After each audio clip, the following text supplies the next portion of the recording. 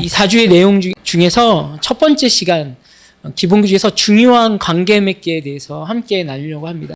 왜 디트리트 보네퍼가 그 젊고 유명한 천재 신학자거든요. 26세에 박사 받기 쉽지 않은데, 그리고 그가 썼던 그 신약교회 공동체, 그리고 교회는 무엇인가라는 그러한 질문의 답변이 지금도 저희 후배들에게 읽혀지게 되고 가장 기본 베이스 되는 교재로 보게 됩니다. 저도 논문 쓸 때 그분의 책을 통해서 교회 공동체의 모습을 이렇게 보게 되었거든요.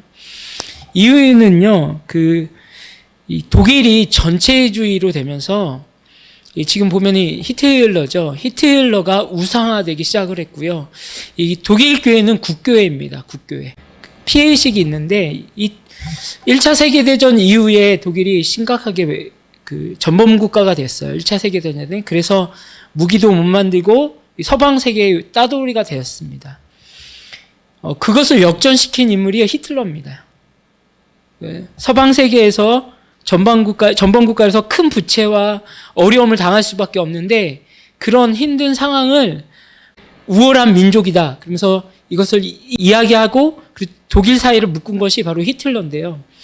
그러니까 많은 사람들이 우리 독일은 대단한 나라이고 우리 독일이 모든 것을 할 수 있다라는 이런 어떻게 보면 좋은 생각이지만 그것에 뭐가 들어가냐면 야망이 들어가고 왜곡이 들어가게 됩니다. 그리고 거기에 많은 교회도 있었지만 교회도 그 일에 찬성을 하게 됩니다. 그러니까 교회가 세속화에 끌려가게 된 거예요. 흐름에. 그렇게 될 때 뭐가 돼요? 2차 세계대전이 발발이 되고 많은 이들이 죽음을 당하고 고통받는 그런 상황이 되었었죠. 이때 쓰임받은 게 보네퍼예요. 지금 우리가 이 기본 다지기를 왜 하는가에 대해서도 보네퍼에 쓴 글이 있는데 그 영상으로 함께 보고 계속 이야기 나누도록 하겠습니다. 진정 그리스도는 오늘 우리에게 무슨 의미가 있는가? 신앙 없는 세계에서 교회의 존재 의의는 무엇인가? 우리는 하나님에 대하여 어떻게 말할 것인가? 값싼 은혜는 회개를 요구하지 않고 용서를 전하는 것이며 교회의 훈련 없이 세례를 주고 신앙 고백 없이 성찬을 행하며 통회함이 없는데도 사죄를 선언하는 것이다. 한 사람이 신앙이 무엇인가를 배우는 때는 이 세상에서 철저히 살아가고 있을 때이다. 우리는 우리의 삶을 철저히 하나님의 품으로 내던져 이 세상에서 그의 고통에 함께 참여해야 한다. 교회는 이 세상의 사람들을 위하여 존재할 때 비로소 그 본연의 모습이 드러난다. 우리는 이 세상의 구석구석에 스며들도록 이 세상의 잔을 마셔야 한다. 예수를 따르는 유일한 길은 이 세상 속에서 사는 것이다. 그리스도는 인간을 선하게 할 뿐 아니라 또한 강하게도 하신다. 진정 그리스도는 오늘 우리에게 무슨 의미가 있는가?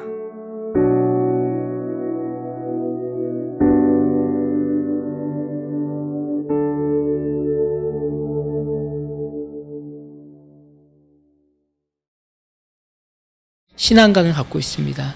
여러분, 기독교는 되게 순결합니다. 그리고 승리하고 항상 모든 일에 남다름을 보여줍니다. 그러나 우리 정체성의 모습이 자꾸 이익을 보게 되고 세상의 논리를 볼 때 축소되고 우리 신앙이 되게 약화되는데요. 우리 신앙생활의 핵심은 뭡니까? 관계입니다. 우리가 하나님을 놓치고 예수 그리스도를 놓치게 될 때 우리는 정말 세상 안에 들어가서 빛이 되지 못하고 망신거리가 되게 되는 것이죠. 관계하면 어떤 것이 생각납니까? 관계.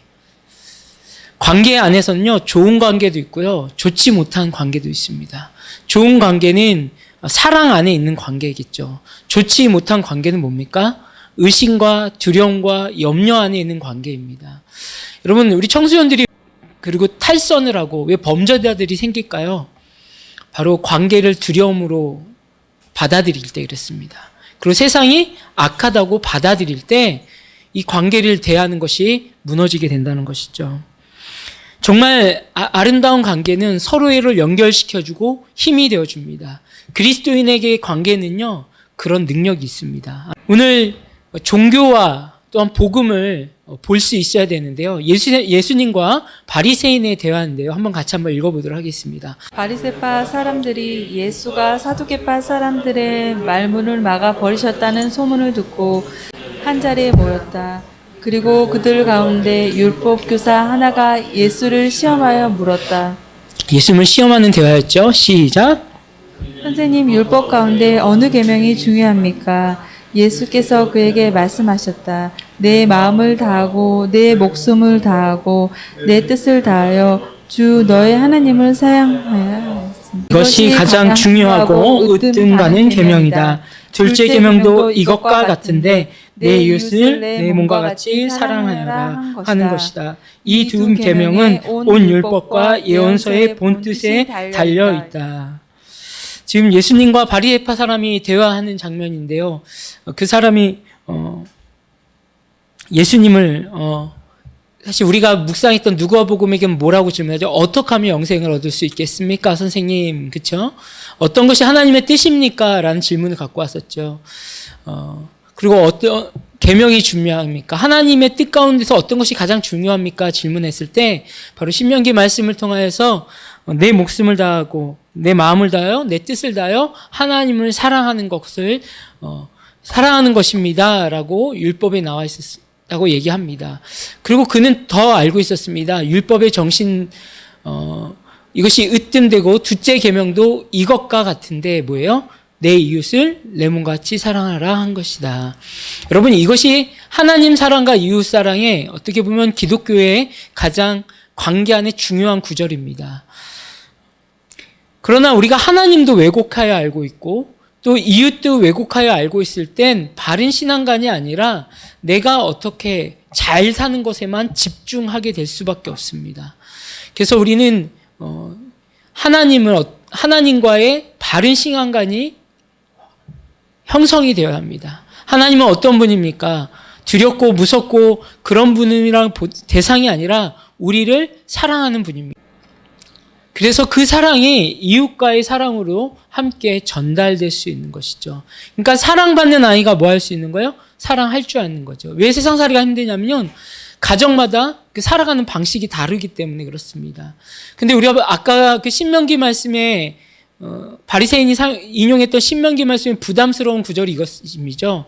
마음을 다하여 목숨을 다하여 뜻을 다하여 주 너희 하나님을 사랑하라. 여러분, 이 구절을 우리가 조금 성경을 넓게 볼 필요가 있는데요. 뭐예요? 이것은 우리가 하나님을 감동시키기 위해서 내 마음을 다 주고 내 목숨을 다 주고 내 뜻을 주는 걸까요? 우린 순서를 사실은 종교적으로 배웠어요. 자, 종교적으로는 인간이 신을 감동시켜야 돼요. 그렇죠? 근데요, 하나님은 신이 아니라 뭐예요? 우리의 아버지십니다. 아멘. 그분은 마음을 다해서 우리를 사랑하셨습니다. 아멘. 그분은 우리의 목숨을 다해서 그 아들 예수 그리스도를 내주시면서까지도 사랑하신 분입니다. 그리고 그분은 그 아들이 전한 게 뭐예요? 하나님의 나라였어요. 하나님의 뜻이 이 땅에 이루어지는 것이 하나님이 우리에게 주신 선물이란 것이죠. 우리가 먼저 주님을 사랑한 것이 아니라 하나님이 우리를 먼저 사랑한 것입니다. 그 사랑을 바로 이해하고 감동이 있을 때에 우리가 풍성한 삶을 살 수 있는 거예요. 아마 하나님의 관계가 왜곡되어 있다면 이웃을 사랑할 수 없습니다. 그렇죠? 그래서 우리는 먼저 뭐가 해결되냐면 하나님과 나의 사랑의 관계가 해결되어야 한다. 그래서 신앙은 뭐다? 관계다. 그런데 우리 힘으로 사랑할 수 없습니다. 왜냐하면 우리에게는요, 악한 것이 너무 많기 때문에. 이런 상황을 로마서의 사도 바울이 이렇게 표현하고 있습니다. 한번 읽어볼까요? 시작. 나는 내 속에 곧 내 육신 속에 선한 것이 깃들여 있지 않다는 것을 압니다. 네. 세상 종교가 많다면 인간이 선으로 세상을 돌아가게 한다라고 할 수 있지만 그렇지 않다는 거예요. 바울도 고백했듯이 뭐예요? 우리 안에 선한 것이 없다. 그래서 우리는 하나님의 사랑, 성품을 먼저 경험을 해야 거룩을 경험할 수 있습니다. 그분이 거룩하기에 우리도 거룩할 수 있고요. 그분이 용서했기에 우리도, 여러분, 용서가 쉽지 않아요. 우리가 용서받았기에 용서의 마음을 나눌 수 있는 것. 근데 하나님께서 우리를 또 뭐라고 하면 나는 너희들을 질투한다고 해요. 근데 이 질투는 남성과 여성이 하는 질투가 아니라 뭐예요? 나의 사랑을 너에게 주었는데 그 사랑이 다 뺏기지 않았으면 좋겠다. 그걸 누렸으면 좋겠다. 그 에로스적인 사랑관을 넘어서 존재적인 사랑을 하신다는 거예요. 하나님이 우리에게 주신 사랑을 너희도 세상에게 뭐하지 말아라? 빼앗기지 말아라. 그래서 하나님의 질투는 우리를 사랑하는 그런 온전한 질투라는 것이죠. 두 번째로는